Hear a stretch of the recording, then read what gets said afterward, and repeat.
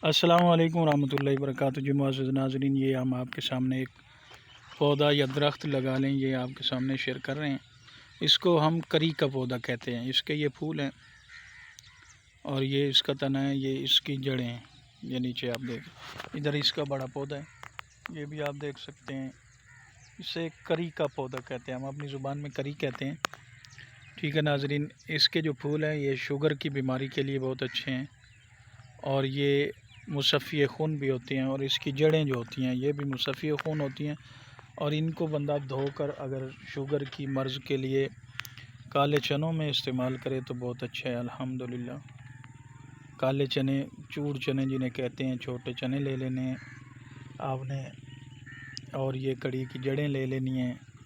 इसके साथ पनीर ले लेना है और करेता चिरेता ले लेना है, तुखम नीम ले लेना है, नीम की पत्ते भी ले लेने और छाल भी ले लेनी है इसके साथ।